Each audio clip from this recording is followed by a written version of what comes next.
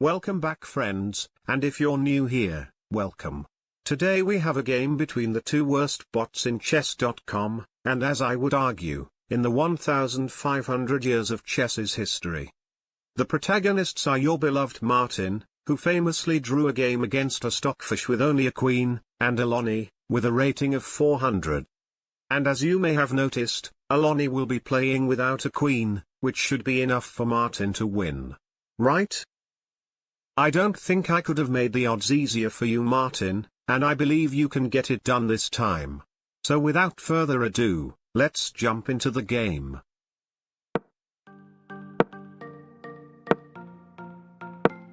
The players find themselves out of theory by move 3, but then Martin decides to strike first, jumping with the knight to b5, and threatening to fork the king and the rook.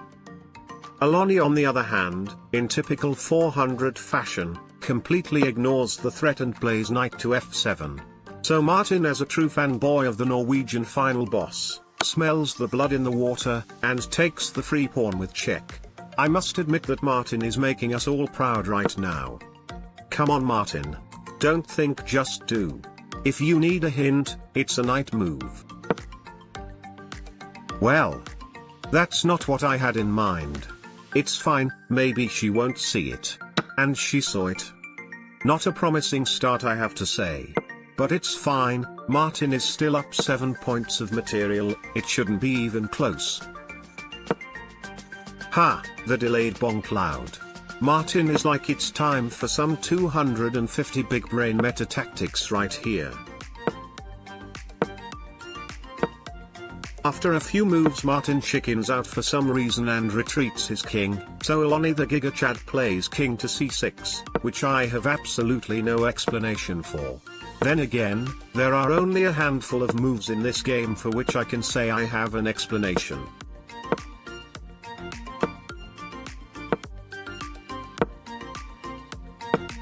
If I had to guess what Martin is doing here, I'd say he's probably setting up the board for a new game.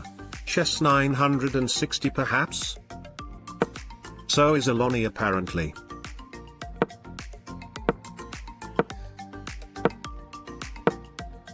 The situation getting a bit tense, and Aloni plays b5, attacking Martin's bishop. But Martin says, dude. Who needs a bishop, I can just fianchetto my queen. The amazing thing is that it's actually a great move by Martin, because if Aloni takes, the knight will jump either to d4 or g5 with a devastating attack. So Aloni sees it, and doesn't take, but somehow forgets about it and takes on the very next move. Needless to say, Martin doesn't find the discovery check and is now only +5. Man. I'm starting to regret siding with Martin. It's getting really close. Anyway, at least Martin opens a file for his rook. And wow, Aloni immediately runs with her king to the same open file. And wow, Martin immediately moves his rook from the open file to stare at his pawn's butt cheeks instead. I swear it's like they're playing a new hide-and-seek chess variant or something.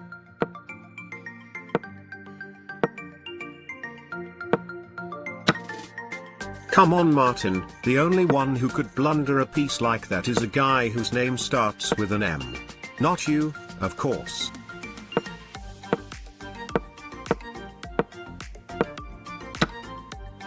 Okay, take the rook then. Man, why do you always switch plans just before you finish the job?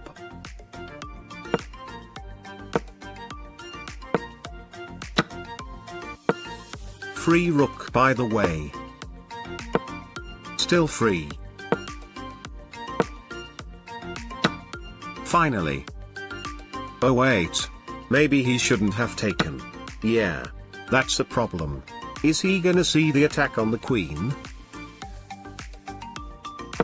Oh. Boat has gambit it is. Declined variation.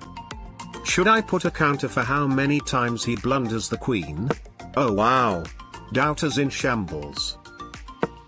Come on Martin, time to take the knight, one less fork to worry about. How about now? Now maybe? Thank you. Now another free bishop. I think Lonnie is getting tilted.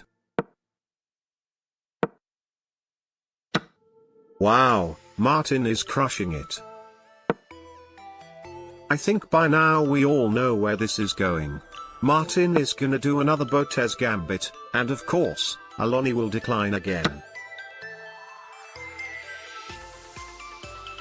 Could it be all part of Martin's master plan, which will be followed by rook to d8? Well, maybe he has short sight. Let's not jump to conclusions.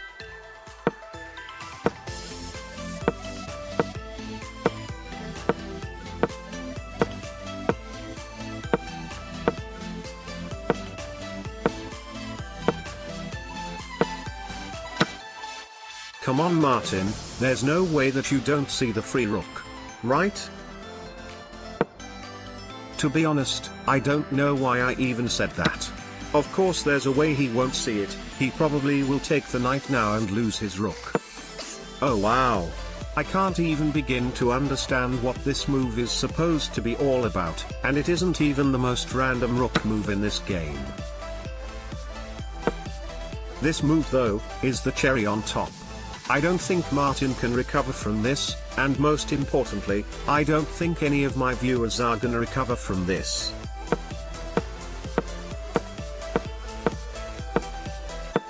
Is Martin's challenge this time is that he can't take pieces with his king? That has to be the only explanation for what I'm seeing right now.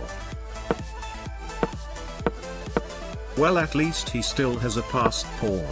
And as a very famous wise man once said, passed pawns are as tricky as knights in endgames. See? It became a queen. And the queen is dead.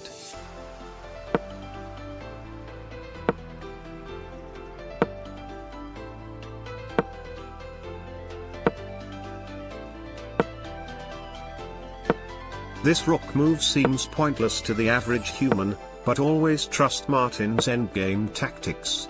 Stockfish is just mad after the draw against Martin, so don't trust its evaluation.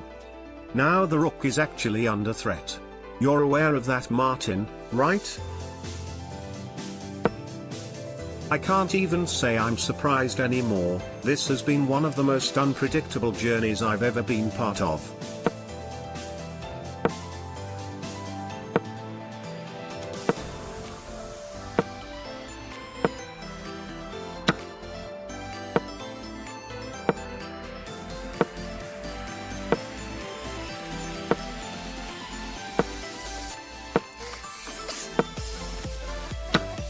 I can't believe this rook just survived 100 night attacks, 2 world wars, the Vietnam War, and the Cold War, and then completed its primary goal, which didn't even make sense at the start.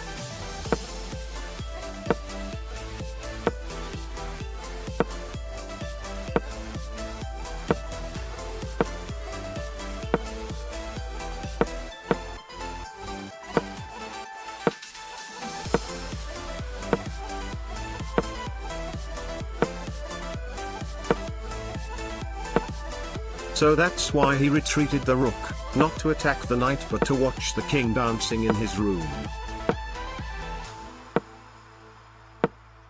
Alani is just flexing at this point. Don't worry Alani, the king is just here to give the bishop a brotherly hug.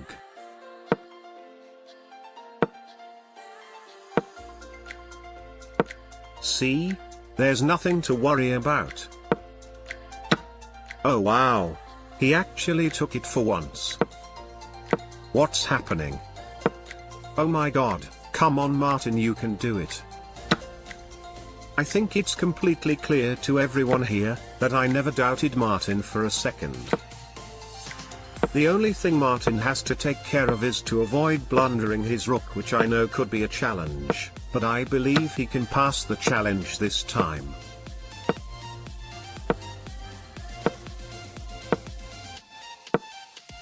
Wait a minute, are they doing what I think they're doing?